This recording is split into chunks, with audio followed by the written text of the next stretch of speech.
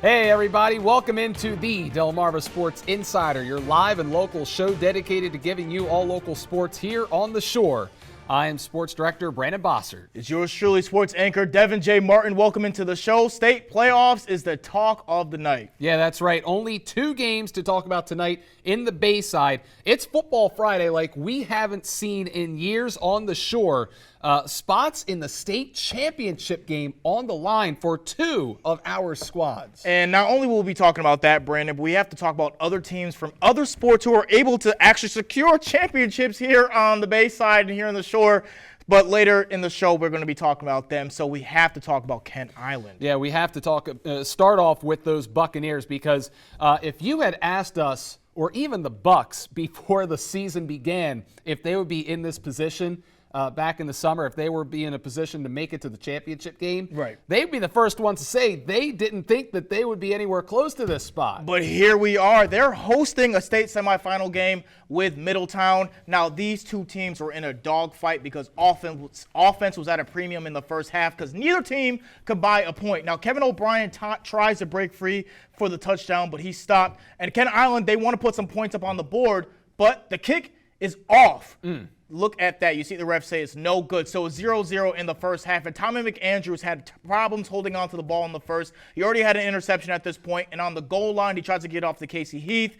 And he doesn't maintain control of the ball. I wonder if the chilly weather out there affected him on that. It might have, but it didn't affect Middletown because they don't mess up at all. They run the ball in the goal line sweep, and he's in there for 6 points. The Bucks find themselves down 0-7 midway through the third quarter, and look at Coach Soph ripping his players a new one. Yeah, he's telling them, let's get in it, boys. Come on. McAndrews and the Bucks offense would respond accordingly, finding a man down the sideline for the first down. And then McAndrews are going to take a risk, airs it out.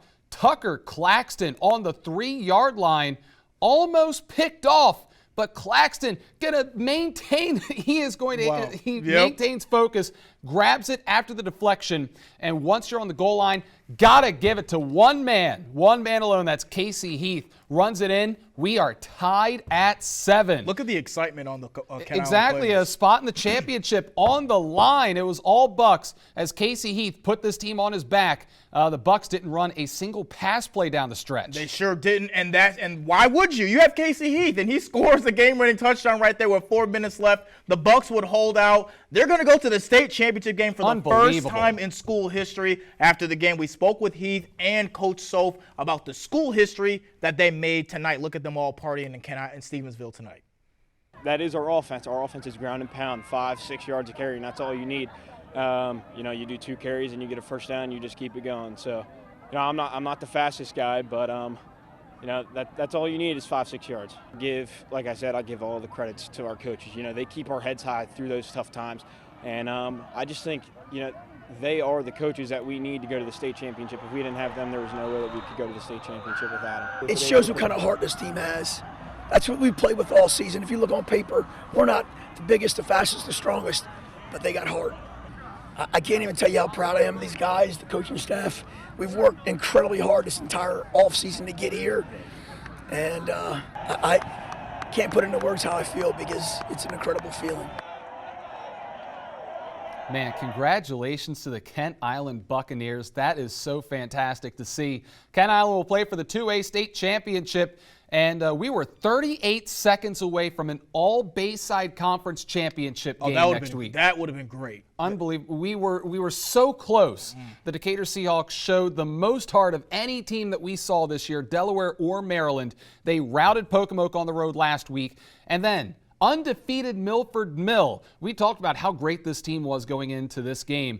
Everything. They gave Milford Mill everything they could handle tonight, but the Millers scoring a touchdown, 38 ticks left on the clock. This was back and forth all night long. Millers made one more play than the Seahawks, and that was the difference tonight, 40-33 final score.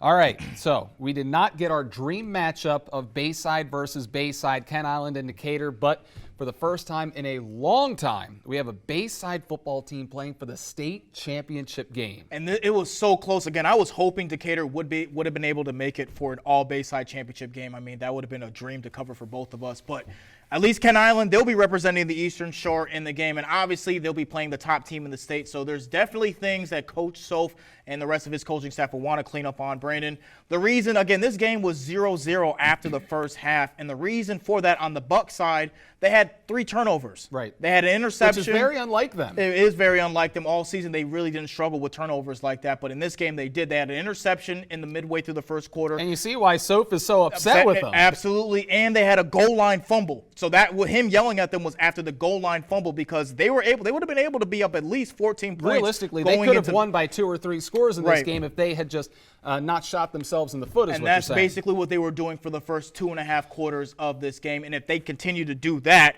in the championship game, I don't know if they'll be able to win. Against Milford Mill, no, they will not be able to win if they do that again. But they played a lot better in the last quarter and a half, especially the fourth quarter. They cleaned everything up. They began to only run the ball. They didn't do any play action, no more pass plays or anything like that. They just gave it to Casey Heath. He was able to bring it home offensively. I mean, every single play. It was 3-yard pops, 5-yard pops, 4-yard pops, enough for a first down, went down the field, and then he scored right there, as you see right there. And then defensively, they were able to force 2 punts. And again, I have to give credit to the defense. They also forced a fumble as well earlier in the game. But if they played like they did in the first half, they have a good chance of going home with a loss. But if they play like they did in the second half, then they may be able to come home to the Bayside with a championship. Yeah, the thing that stands out to me about this Ken Island team is just how humble they are and how hardworking they are.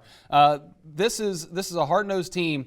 Doesn't get too high, doesn't get too low. 21-point loss to Easton, put it right behind them. 38-point win against Y-High.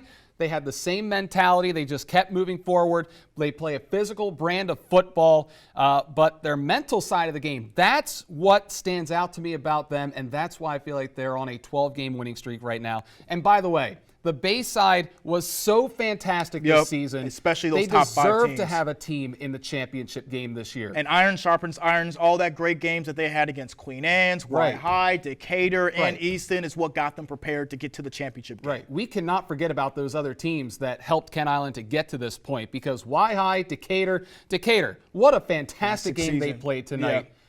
They deserve so much credit for what they did going to the number 1 team in the state. So close. On the road, too. So close. Right.